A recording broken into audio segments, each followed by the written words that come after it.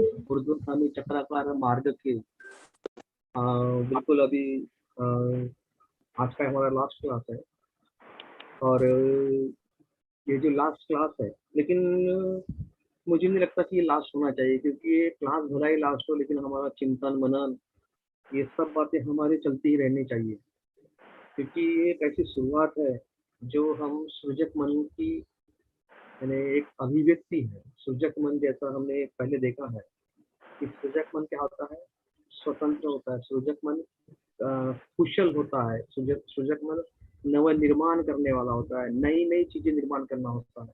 सृजक मन मूलतः ही प्रेरणादायक होता है। सृजक मन अपने आप को क्या करता है, बहुत ही सुख और आनंद की ऊंचाई को छूने के लिए प्रयास करता है। सृजक मन आदमी को सृजनात्मक बनाता है। तो साथियों, हमने जैसा देखे है कि हमने जिस तरह से भवचक्र को छोड़कर बाकी सब स्टेप्स हम देख रहे हैं, तो उसमें हमारा जो मन का विकास है वो पूर्णतः सूचकता की ओर सृजता की ओर बढ़ रहा है, और हमें उसमें प्रतिसाद मिल रहा है, प्रतिक्रिया नहीं मिल रही। यानी प्रतिसाद यानी कैसा कि जिस तरह से हम डेवलप होते हैं उसमें हमारी जो अवस्था है वो और ऊंचाई की ओर जाती है, ऊंचाई से और ऊंचाई की ओर जाती है, विकास से और विकास। प्रतिक्रिया नहीं होती, वहाँ प्रतिसाद होता है। लेकिन हमने देखा भव चक्र में क्या होता है, हरदम प्रतिक्रियाएं होती रहती है। हमको यदि वेदना हो गई तो उसमें कृष्णा सुख दुख का अनुभव होना, ये प्रतिक्रियाएं है। लेकिन प्रतिसाद कैसा है, आनंद से प्रीति का निर्माण होना, ये प्रतिसाद है साथियों। तो हम आज हमारे जो हमने अभी तक देखा है कि हम यथाभूत ज्ञान दर्शन से निविदा को हमने देखा है, और आप जानते हो कि यथाभूत ज्ञान दर्शन ये बहुत ही महत्वपूर्ण ऐसी कड़ी है। मैं बार बार यहाँ से ही स्टार्ट करना चाहता हूँ, वो इसलिए क्योंकि आध्यात्मिक जीवन में दृष्टि का लाभ होना, आध्यात्मिक जीवन में अपने अपने अंदर सच्चाई का दर्शन होना, अपने अंदर अच्छाई का दर्शन होना, अपने अंदर प्रज्ञा का विकास होना, ये बहुत ही मंगलमय बात है। प्रज्ञा यानी वो वस्तु है कि जो सच्चे ज्ञान को दिखाती है, सच्चाई को दिखाती है, सत्यता को दिखाती है, विकास की अवस्था से हमारा परिचय कराती है। तो जो प्रज्ञा है पूर्णता से अंधार से मुक्त, अंधेरे से मुक्त, बादलों से मुक्त चंद्रमा की भांति आसमान में चमकती है। वह केवल स्वयं ही प्रकाशित नहीं होती, तो दूसरों को भी क्या करती है, नया जीवन देती है। जिस तरह से रात के समय में पूर्णिमा के दिन आप चंद्रमा देखो, रात को कितना सुंदर शीतल प्रकाश फैलाते रहता है, और वो सुंदर शीतल प्रकाश में केवल हम ही नहीं, वनस्पति प्राणी भी क्या होते हैं, बहुत ही आनंदित होते हैं। तो ये सृष्टि एक तरह से यानी सुंदर से सजी हुई होती है, सब तरफ इतना बढ़िया मनमोहक प्रकाश रहता है कि हर कोई व्यक्ति बाहर बाहर टहलना चाहता है, बाहर बैठना चाहता है। हर किसी के मन में सकारात्मक बातों का निर्माण होता है। इसलिए तथागत बुद्ध के समय पूर्णिमा के दिन का बड़ा ही महत्व है। उस दिन लोग धर्माचरण किया और विशेष ध्यान दिया करते थे। तो ठीक है, तो हम लोग जो देख यथाभूत ज्ञान दर्शन के निविदा, निविदा यानी अलिप्तता, एक इस तरह का भाव जो हमको क्या करे, उसमें से बाहर निकाल डाले। एकदम सांसारिक जो वस्तुएं है, उस सांसारिक वस्तुओं में जो जिस तरह से हम फंसे हुए रहते हैं, तो सत्य ज्ञान दे आने के बाद हम उसकी गंदगी का अनुभव करते हैं। हम उसके जो क्या बोलेंगे, एक तरह से विक्षिप्तपना का अनुभव करते हैं। हम देखते हैं कि जो चीजें हमें बहुत आसक्ति हो रही है वो हमारे लिए कितनी हानिकारक है। तो साथियों, ये ज्ञान दर्शन देने के बाद में हमारी एक तरह से जो हमारी समझ होती है वो तुरंत रिस्पॉन्स करती है। तो सबसे पहले रिस्पॉन्स क्या करती है, वो उससे हट जाती है, उसमें वो विपरीत बना देखती है। जिस तरह से हम लोग, हमने देखा होगा, हम क्या करते हैं, जो लोक स्वभाव है, तो सुख में दुख देखते हैं, कि दुख में सुख देखते हैं, दुख में सुख देखते हैं। तो ये इस तरह की जो हमारी मनोवृत्ति होती है, अब क्या हो, यथाभूत ज्ञान दर्शन से हम वास्तव में जो जिससे हम सुख बोलते हैं, जिसे हम सांसारिक भाषा में जिसको जिसको ऊपर हम लोग सुख की निर्मित करते हैं। जैसा राजा जो होता है, राजा बोलता है कि बुद्ध को बोलते हैं आपके पास क्या है, तो उसके दृष्टि से वो सुख रहता है। लेकिन वास्तविक ज्ञान की दृष्टि से वो दुख का आधार रहता है। जिस तरह से हम धन को बोलते हैं कि बहुत ही उपभोग की वस्तु है, लेकिन उसमें कितना घिनौनास्पद है कि हम तुरंत समझ आने के बाद, प्रज्ञा आने के बाद हम उसको क्या करते हैं, इस तरह से हम देखते हैं। वो उस तरह का ही रहता है। वो फिर उसको कल्पना कैसे की गई है, जैसा हम रेगिस्तान में जाते हैं। रेगिस्तान में आप अगर आप जाओगे तो रेगिस्तान में क्या होता है, वो जो बालू होती है उसके ऊपर सूरज की किरण जब गिरती है तो वहां पर ऐसा अपने को आभास होता है कि भाई कुछ तो भी लहरता है, वहाँ पानी है ऐसा लगता है। और आप जानते होंगे कि रेगिस्तान में सबसे अगर मूल्यवान कोई चीज होती है, सबसे मूल्यवान कोई चीज होती है, तो वो पानी होता है। तो क्या करता है आदमी, आदमी को उस जो मृग मरीच होता है उसको यानी क्या, यानी वहाँ का जो रेत का जो मुर्ग होता है वो क्या करता है, उसकी ओर भागता है पानी के। जिससे हम भी हम भी इस संसार में जो कुछ ये जो चीजें है, जो अविद्या अज्ञान की चीजें है, जो भव चक्र के बनी हुई चीजें है, जो कुछ संसार में हमको लपेटने वाली चीजें है, प्रज्ञा के अभाव से हम क्या करते हैं, उसकी तरफ भागते जाते हैं। कहाँ तक, सामने पानी दिखता है, सामने पानी दिखता है, भागते भागते क्या होता है, हमारा जीवन नष्ट हो जाता है। यहाँ पर जब यथाभूत ज्ञान दर्शन होने के बाद भी जो प्रज्ञा आती है तो हमारी समझ इतनी बड़ी, हम क्या करते हैं, उसको बहुत ही सहजता से देखते हैं। उसके वो लीला को देखते हैं कि आदमी को कैसा फंसता है। इस तरह से जादूगर जादू से क्या करता है, पत्तों को गायब करता है, हाथों से चीजें निकालता है। तो हम सब लोगों को अजब सा लगता है, लेकिन जादूगर जानता है क्योंकि उसको सब समझ होती है, उसका आइडिया, उसको ट्रिक होती है। वो ट्रिक से क्या करता है, अपने को बहलाते रहता है। तो जिस तरह से हमको समझ आ जाना, ऐसा कहते हैं कि जो बुजुर्ग आदमी होता है, वो बुजुर्ग आदमी क्या करता है, बच्चों को बड़े प्यार से देखता है कि बच्चे खेलते कैसे हैं। समझदार आदमी खास तौर पे देखा होगा, आपके घर में छोटे बच्चे होते हैं, बालक होते हैं, और बालक क्या करते हैं, वो खेल खेलते रहते हैं। जो खेल वो बुजुर्ग लोग देख लेते हैं कि इसमें कोई रस नहीं, इसमें कोई आनंद नहीं, लेकिन जो बालक होता है वो बालक उसको सब तक समझ बैठता है। जैसा ही रेगिस्तान का मृग क्या होता है, उसको रेगिस्तान में उसको पानी का आभास होता है, वो भागते जाता है। लेकिन बहुत सारे आदमी को पता होता है कि ये सब दृष्टि भ्रम है, ये सब माया का खेल है, ये सब हमारे अंदर की क्या करने का, अज्ञान का नतीजा है। तो क्या उसी तरह से क्या करता है वह व्यक्ति, उस चीज को क्या करता है, साफ देखते रहता है कि ये जो यथाभूत ज्ञान दर्शन है, इससे क्या अपना ये जो यथाभूत ज्ञान दर्शन है, यथाभूत ज्ञान दर्शन से जो निकिता पैदा हो गई है, तो इससे हम समझ पाते हैं कि वास्तविक यह चीज हमको फंसाने वाली है। तब हम क्या होते हैं, उससे अलिप्त हो जाते हैं, अलिप्तता की शुरुआत करते हैं। और इसके बाद में आता है, निकिता से आता है वैराग्य। अब वैराग्य शब्द ही बहुत महत्वपूर्ण है। हेलो, आवाज कम आ रही है सर। अब तो आ रही भाई, पूरे शक्ति से बोल रहा हूँ मैं तो। हेलो, बढ़ गई। हेलो, हाँ आ रही है, हाँ आ आ रही रही है। ना, हाँ। ठीक है, तो हम जैसा वैराग्य देख रहे हैं।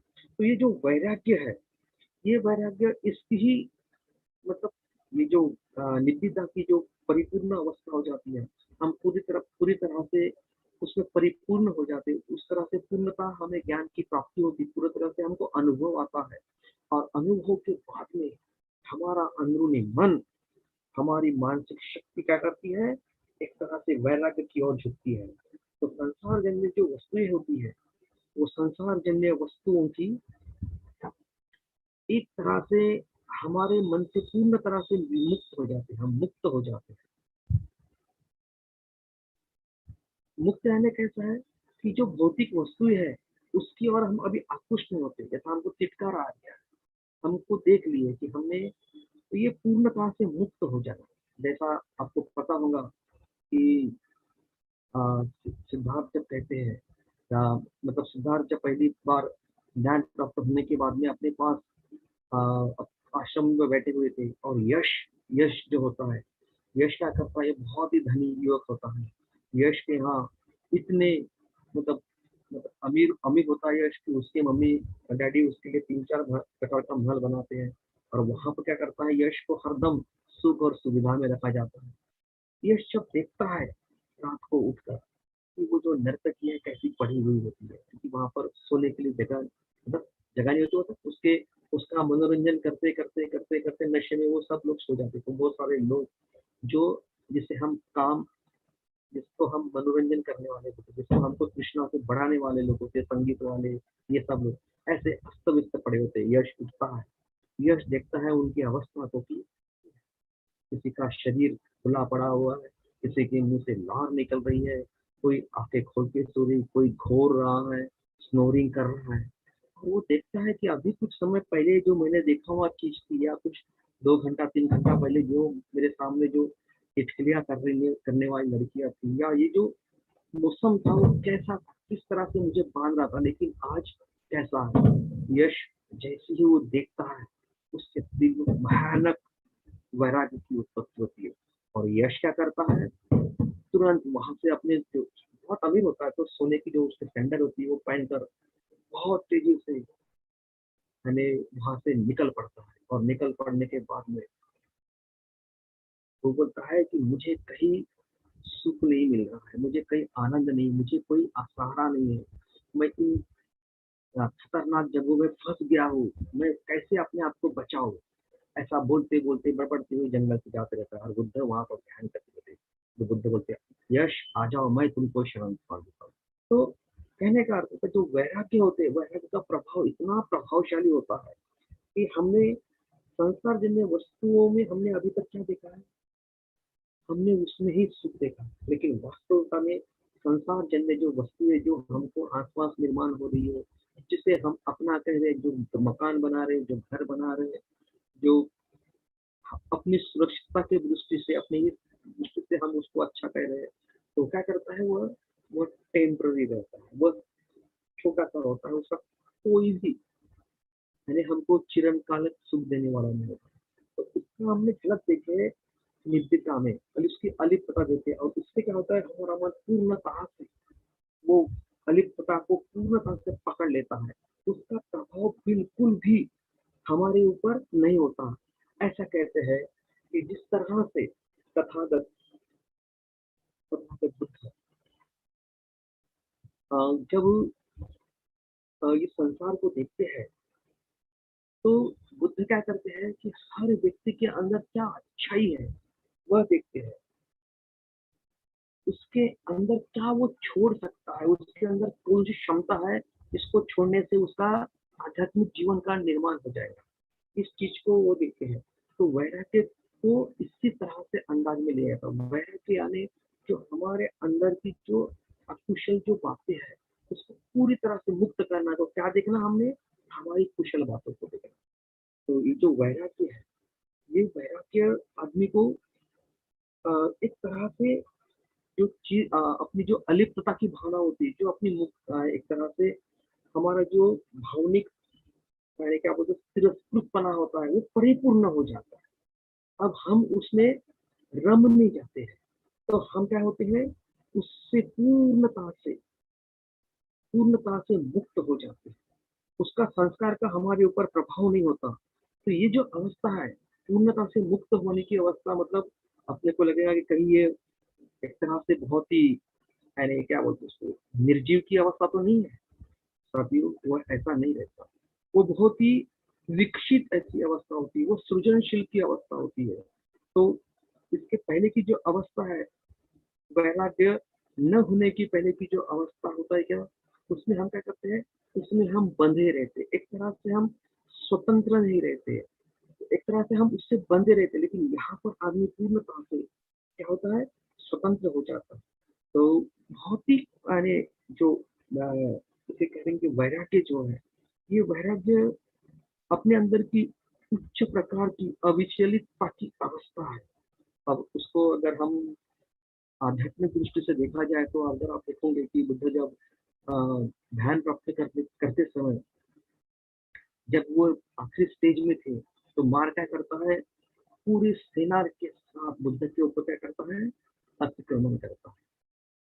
तो जब भी देखोगे, आप जब कुशल काम करते जाओगे, जब आप कुछ अच्छा काम करने जाओगे, तो आपके सामने बहुत सारी समस्याएं आ जाएंगी, बहुत सारी। लेकिन अगर हम लोग हमारी जागृति के साथ अगर हम बने हैं, हमको यथाभूत ज्ञान का दर्शन हो गया है, हमको क्या बोलते हैं उसको, निव्यता का अनुभव आ गया है, और यथाभूत ज्ञान दर्शन के पहले की जो अवस्था है समाधि, और उसके पहले की जो सुख की, और उसके पहले की जो अवस्था है, अगर इसका अनुभव हमारे साथ में है, तो हमारे अंदर प्रचंड बल आ जाता है। हम अपने जो कृति पर अपना खुद का स्वयं का विश्वास आता है कि मैं जो कर रहा हूँ वो पूर्णता से जागृति पूर्वक करता हूँ। तो साथियों, आपने देखा होगा तथागत बुद्ध जब वहां पर ध्यान की प्राप्ति कर रहे थे, तो वहां क्या करता है, अलग अलग प्रकार के रूप लेके आता है, जिसे हम सांसारिक रूप कहते हैं। छोटी छोटी चीजें। अब बुद्ध के सामने तो कोई गरीबी का रूप लेके तो नहीं आएगा, क्योंकि बुद्ध, उसके पहले सिद्धार्थ थे, वो तो राजकुमार थे, उन्होंने गरीबी का अनुभव नहीं किया था। गरीबी और अरे जो कुछ है वो हमको आएगी, क्योंकि हम लोगों ने गरीबी का साथ देखा है। हम जो कर्म करते हैं, जो इस अवस्था में रहते हैं, उस तरह का मार हमारे ऊपर अतिक्रमण करता है। तो सिद्धार्थ के ऊपर उनसे मारने किया, जो सुंदर मार है, राजकुमार मार है, राजकुमार है, वैसा वो मार आता है बुद्ध के पास, और बोलते हैं सिद्धार्थ उठ, ये स्थान तेरे बैठने के लिए नहीं है। बोले कहाँ राजमहल में रहने वाला व्यक्ति इस जंगल में पड़ा हुआ है, आपको तो खाने के लिए वहाँ बहुत ही सुंदर ऐसा भोजन मिलता है, टेस्टी भोजन मिलता है, बहुत ही रुचिकर भोजन मिलता है, आप ये क्या बासी चीजें खा रहे हैं। वो तो बोलते हैं हाँ मच्छर है, बहुत है, ये है।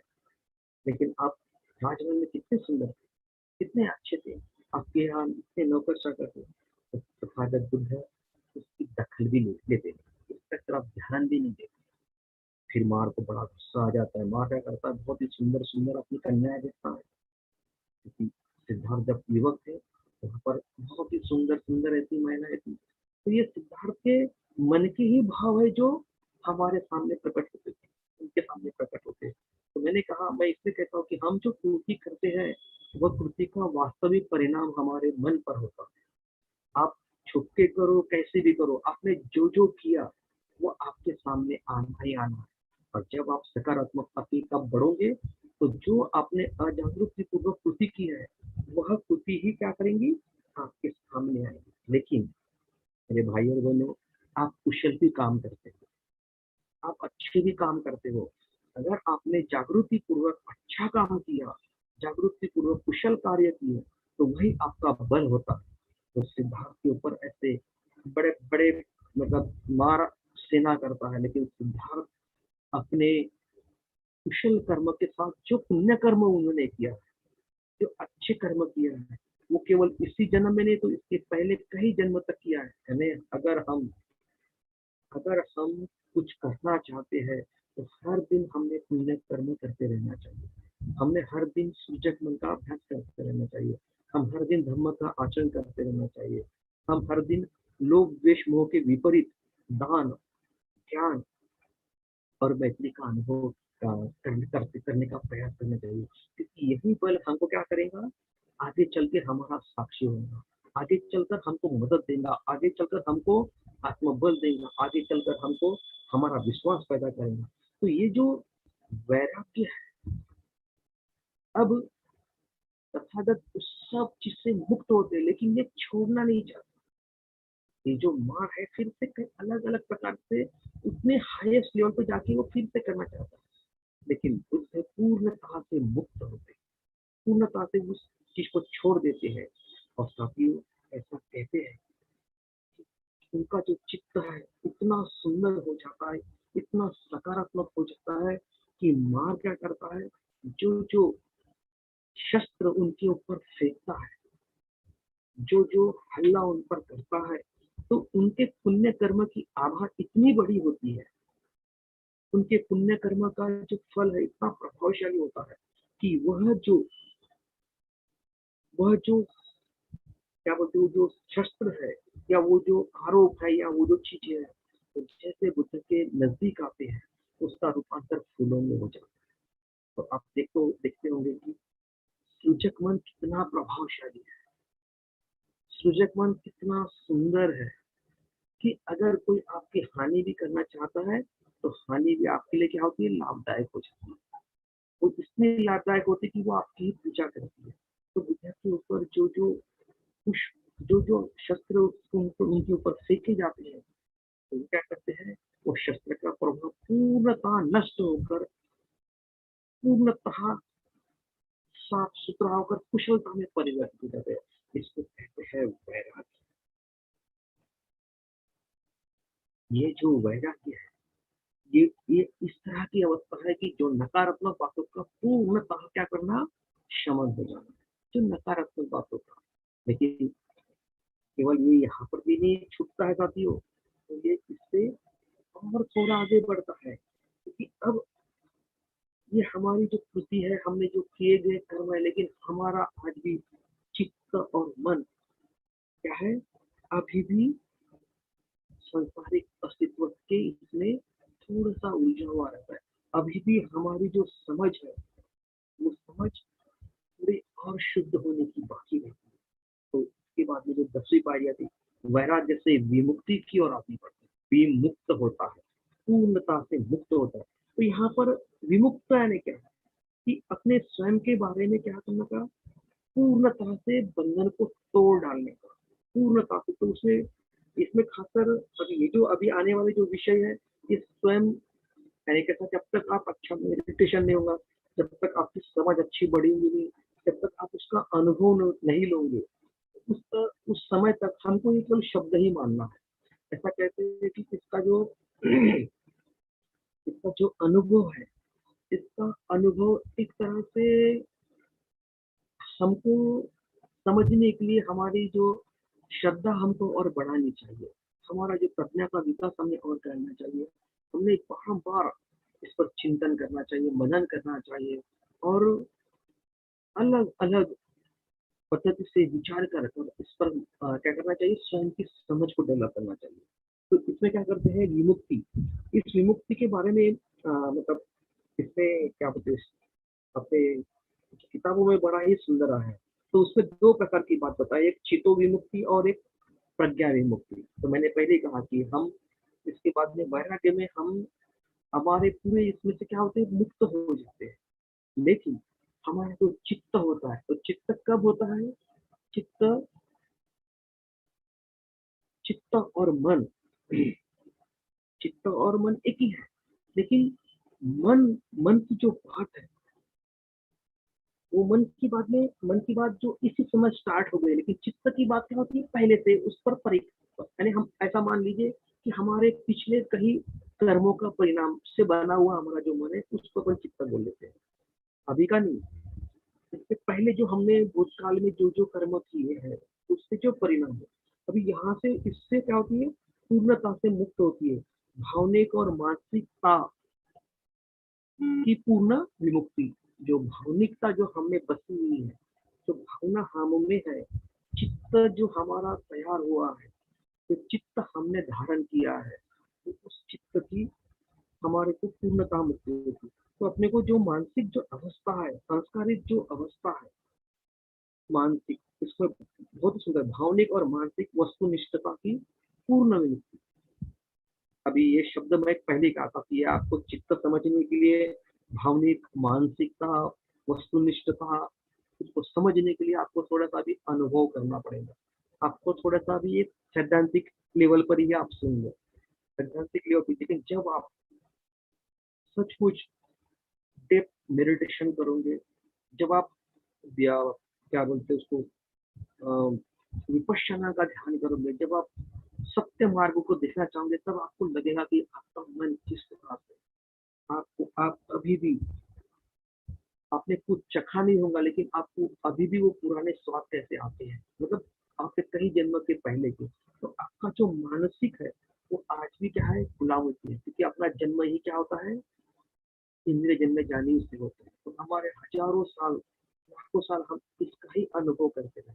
तो अभी क्या करने का है, उससे पूर्णतः मुक्त करना। पूर्णतः मुक्त मतलब मुक्तता की शुरुआत करना है।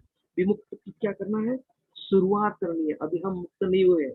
इसके पहले हमने क्या किया था? वैराग्य। हमने अभी के जन्म का पुण्य कर्मों को नष्ट किया था। अभी जो है, ये जो विमुक्ति है, पहले के सब चीजों को लेकर, पहले के हजारों समय के जो चीज को लेकर क्या करना है, इसको हमको मुक्त होना है। अभी के नहीं, अभी का तो मुक्त होना ही है, लेकिन पहले के भी कई कर्मों के सब इसको लेकर क्या करना है, हमको शुद्धता करना है। तो ये जो मुक्ति होती है, ये पूर्णतः आदमी को क्या करती है?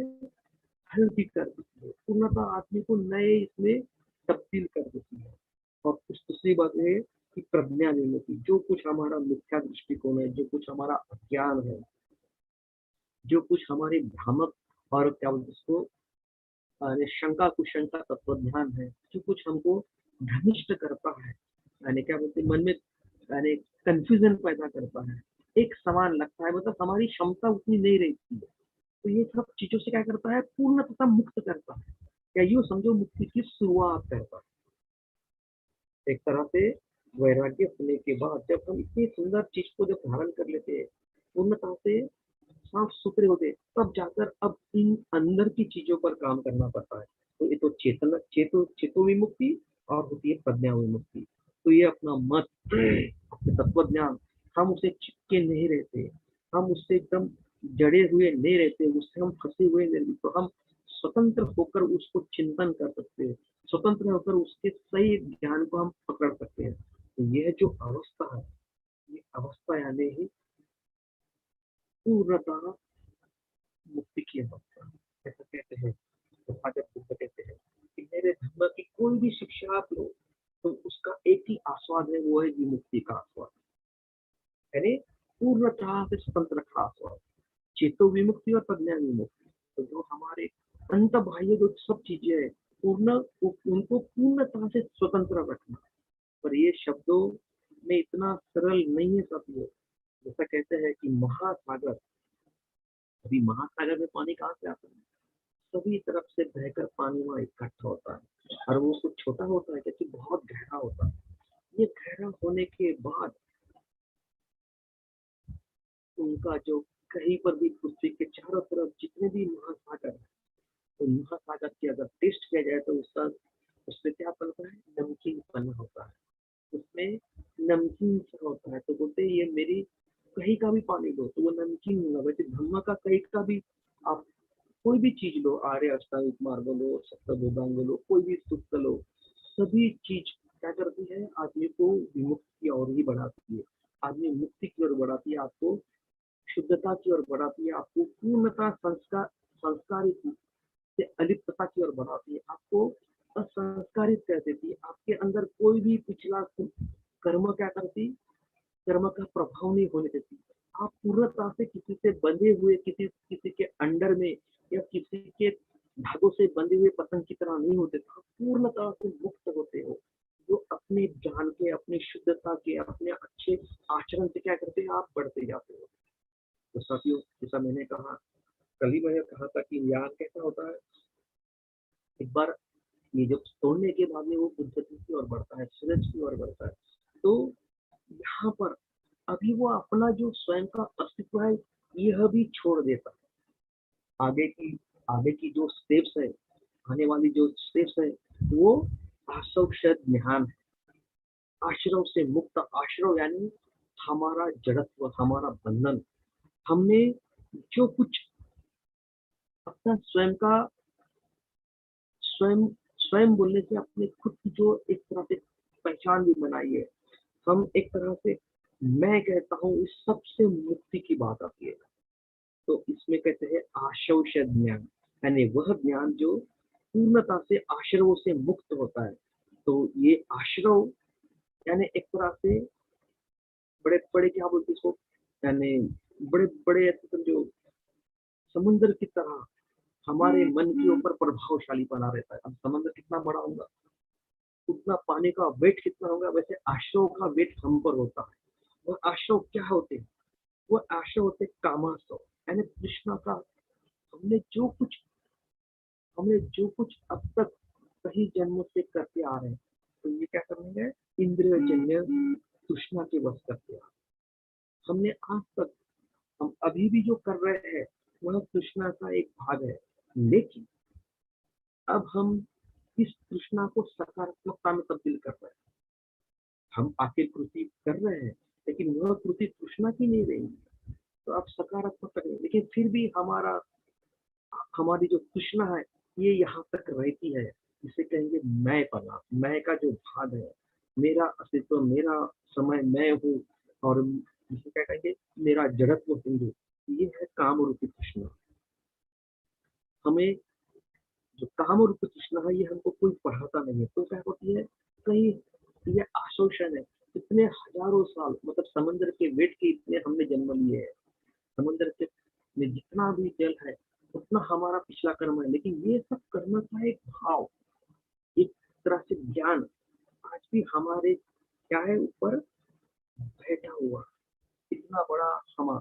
अभी यहाँ पर हम क्या करते हैं, अपने शुद्धता के बिल्कुल अंतिम लेवल में बैठे कि हम अपने आप को क्या करते हैं, पूर्णता से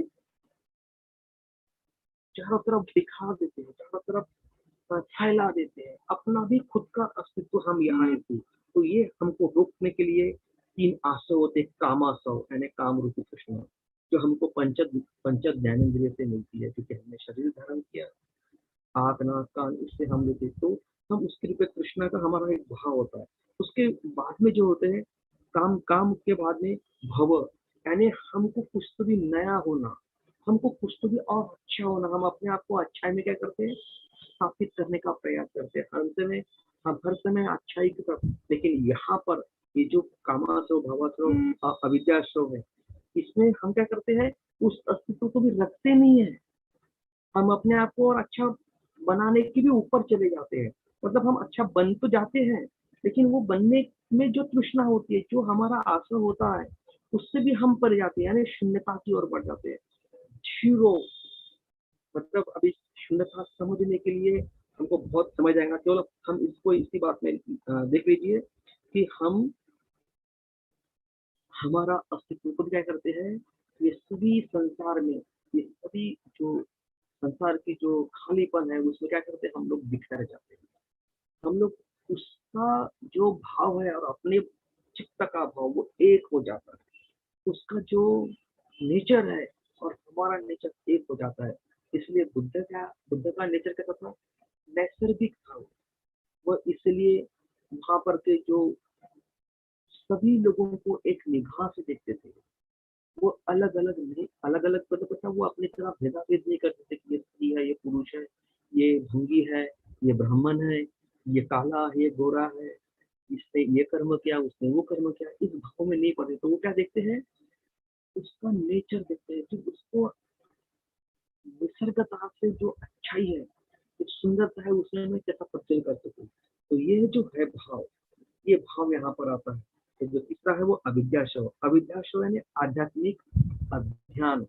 आध्यात्मिक क्या है, अज्ञान। तो जिसको हम ज्ञान बोलते हैं, जिसको हम अपने को सकारात्मकता बोलते हैं, जिसको हम बोलते हैं यही करने से हमारा कल्याण होगा, अब हम उसके भी परे जाते हैं। उसके भी परे जाते हैं, मतलब हम उसमें फंसे नहीं रहते। मैं बार बार एक ही चीज कहता हूँ कि ये आसव यानी फांसना, फंसा रहना, हरदम कहीं ना कहीं लिंक रहना। अब यहाँ पूर्णता से क्या होते हैं, हम पूर्णता से लिंक से मुक्त हो जाते हैं। अगर आपको इसको समझना है तो आप एक जीरो का उदाहरण लीजिए। आप अगर एक पेज के ऊपर अगर आप जीरो लिखते हो तो उसकी कीमत क्या होती है, कुछ नहीं होती। लेकिन उसके अगर पहले अगर एक लिख दिया जाए तो, वन लिख दिया और जीरो लिख दिया तो उसकी कीमत कीमत शून्य से कई गुना हो जाती है। लेकिन ये शून्य से इस एक की कीमत बढ़ी है भाई।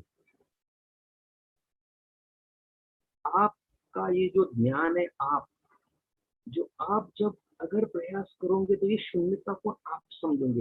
यानी आप यानी एक हो, जो एक है ना वन, वो यानी आप हो। आप जितना गहराई से अपने आप को तब्दील जीरो में करोगे, अपने चित्त को पूर्णता से खाली खाली कर दोगे, पूर्णता से आशव ज्ञान से मुक्त कर दोगे। कामासुर भाव, भावासुर, अविद्यासुर। भव यानी जन्म, क्या मतलब मैं ऐसा हो अच्छा बनू, ये सब चीजें। और अविद्या यानी ज्ञान, जिसको हम नॉलेज कहते हैं, जिसको हम, तो हम उसके भी परे जब चले जाते हैं, तो ज्ञान की भी उच्चतम अवस्था को हम मतलब छूते हैं। फिर वो ज्ञान हमारे लिए जीरो होता है। अभी ये संस्कारी शून्यता, संस्कारी शून्यता, शून्यता शून्यता, ये बहुत बड़े विषय है और उधर नहीं जाते, लेकिन इसका भावार्थ तो यही है कि अगर आप एक हो, एक के बाजू में आपने इतना अपने आप में तब्दील कर दिया कि आपकी अवस्था को, जो मानसिक जो स्तर है आपका, आपकी जो पद्धति है आचरण की, वो जीरो की तरह हो गया, यानी आपका जो अस्तित्व है वो 10 पट बढ़ जाता है। और सोचो अगर उसमें आप और अगर जीरो लगा दे तो आपकी एक की अवस्था 100 पट बढ़ जाती है, उसके आगे लगा दो तो 100 से 1000 तक बढ़ जाती है। ये ज्ञान की अवस्था है, ये विमुक्ति की अवस्था है, ये परिपूर्णता की अवस्था है, और यही तो बुद्ध की अवस्था। इसलिए बुद्ध को क्या बोलते हैं? विद्याचरण संपन्न, विद्या और आचरण से मुक्त, पूर्णता से युक्त। यानी जो जो चीज होती है संसार में, जो जो निर्माण होता है, बुद्ध वो सब जानते हैं। अभी जबरदस्त कल्पना कीजिए, बुद्ध क्या नहीं थे। बुद्ध उत्तम वैद्य थे, जीवक।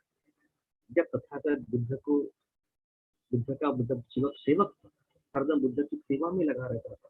और जीवक के जो उनका जो हॉस्पिटल था, कभी कभी बुद्ध उधर जाया करते थे, तो देखते थे कि लोग, जो रोगी लोग होते हैं, वो बहुत तड़पते थे, और तड़पने के बाद में उनके दिल से बहुत ही रोने की, बहुत ही दुख की चित्कारें सुनाई देती थी। तो बुद्ध जीवक को कहते हैं, जीवक इनका दुख कम कैसे हो, इसके लिए आप कुछ करो। तो जीवक जीवक होता है, जीवक कहता है, मैंने हर जगह देखा, हर वनस्पति को, क्या ऐसी कोई वनस्पति नहीं है। तो बुद्ध बोलते, क्या आपने इस दिशा की पूर्ण वनस्पति का ज्ञान है? क्या आपको इस दिशा की पूर्ण वनस्पति का ज्ञान है? यानी चारों दिशा उनके तरफ इशारा करते हैं। अंत में उसको मानना पड़ता है कि नहीं, मैंने अभी भी कुछ बाकी रह गया। इस साथ ही हमारे लिए भी सीख है, हम कितना भी पढ़े, अंत में हमको बुद्ध को शरण जाना है। कि बुद्ध कैसे है? बुद्ध पूर्णतः से विमुक्त है, पूर्णतः से ज्ञानी है, और जीव क्या करता है? बुद्ध को नमन करता है। वैसा ही सारिपुत्र क्या कहते हैं कि अंतिम जो भगवान बुद्ध का अंतिम मतलब सारिपुत्र का अंतिम समय था, तो वो तथागत आपकी तरह अद्वितीय कोई नहीं। तथागत बुद्ध उसको कहते, क्या सारिपुत्र, क्या आपने इसके पहले के बुद्ध को देखा? क्या आपने इसके पहले के बुद्ध का अनुभव किया है? क्या आप भविष्य में आने वाले बुद्धों को आप देखते हो, अनुभव करते हो? तो वो बोलता है नहीं। तो बोलते आप कैसे कहते हो कि मैं ही मतलब अद्वितीय हूँ? मतलब कहने का अर्थ कैसा है? बुद्ध क्या करते हैं? बुद्ध इतने ज्ञानी थे कि वो हर चीज को, भूत भविष्य और वर्तमान की चीजों को भी वो जानते थे। इसलिए वो विद्या और आचरण से क्या थे? पूर्णता युक्त थे। इसलिए वो कहते थे कि मेरा अब कोई गुरु नहीं है। मतलब वो जो ज्ञान की जो सीमा है, उसके क्या करते हैं वो पूर्णतः से मतलब ऊपर की ओर चले जाते हैं, पूर्णतः से मतलब उच्चतम अवस्था को छू लेते हैं। वो छूते नहीं तो वो खुद ही वो ऐसे हो जाते हैं। साथियों, यह जो है आशय ज्ञान, यह बहुत बड़ी बात है। हमको खासकर यथाभूत ज्ञान दर्शन से हमारी जो स्टडी है, ये केवल शाब्दिक स्टडी है। हमको इसका अनुभव लेना बहुत जरूरी है। साथियों, सृजक मन अगर हर दिन हम लोग कुशल धर्म का आचरण करते रहेंगे, और धीरे धीरे इसको गहराई से सोचते जाएंगे, और मनन करते जाएंगे, चिंतन करते जाएंगे, तो हमको एक दिन यह सब चीजें प्राप्त हो सकेंगी। साथियों, मुझे लगता है कि यह जो है, यहाँ पर मैंने इसको मैं विराम देना चाहता हूँ, और मैं आशा करता हूँ आपका जो आने वाला जो जीवन है, जिस तरह से हमने तृष्णा को छोड़कर, वेदना और तृष्णा को छोड़कर हम धीरे से अपने मन के अंदर श्रद्धा का निर्माण किया। मैं मैं आशा चाहता हूँ आप भी अपने जो दुख को देखकर, आप भी अपने जो भवचक्र को देखकर, आप भी अपने जो अपने अंदर क्या चीजें, क्या खामियां हैं, कैसा मैं प्रतिक्रिया दे रहा हूँ, क्या कर रहा हूँ, इसको अनुभव करते हुए आप धीरे धीरे सृजक मन की तरफ बढ़ेंगे, और एक ऊर्ध्वगामी चक्राकार मार्ग पे आरूढ़ हो जाओगे। केवल आरूढ़ होना नहीं है, तो एक एक स्टेप बाय स्टेप अपने को आगे बढ़ना है। आप आगे बढ़ते ही नहीं, तो जब आप उसकी परिपूर्ण आचरण करते हो, तो अपने आप ही दूसरी इसमें आप तब्दील हो जाते हो। इस तरह से आप और उसका अनुभव करेंगे, तो उसके ऊंचाई पे जाओगे, तो आप अपने आप ही अपने अंदर दूसरा भाव आ जाएगा। तो इस तरह से आपका विकास धीरे धीरे बुद्धत्व की ओर तक हो जाएगा। और यह जो चीजें है, ये बहुत ही कड़ी परिश्रम से करना पड़ता है, कड़ी मेहनत से करना पड़ता है, दृढ़ निश्चय करना पड़ता है। ऐसा नहीं है कि आज आपने प्रवचन सुन लिया, किताब कॉपी में लिख दिया और बंद करके रख दिया। तो हमको हर दिन, हर क्षण में इसके संपर्क में रहना पड़ता है। इससे वो भव चक्र का जो चित्र है, क्या बोलते हैं उसको, वहां पर इसमें बोधगया में चक्राकार में बुद्ध ऐसे उंगली दिखाते बताए, और इधर बहुत ही सुंदर ऐसा सूरज दिखा है। सूरज यानी बुद्धत्व है, सूरज यानी पूर्णतः से, मतलब वहां पर कोई भी कालापन नहीं, कोई भी धब्बा नहीं है, पूर्णतः से प्रज्ञात, जिसको हम ये मानवीय नेचर देख नहीं सकता, खुली आंखों से हम देख नहीं सकते, क्योंकि हम में क्षमता नहीं है। ये है संबोधि की अवस्था साथियों। लेकिन हमको तो बढ़ना वही है, हमारा विकास वही है। हमारे अंदर के काली चीज, हमारे अंदर गंदगी पूर्णता से हमें नष्ट करना है। थैंक यू, धन्यवाद, जय हिंद। जय भीम।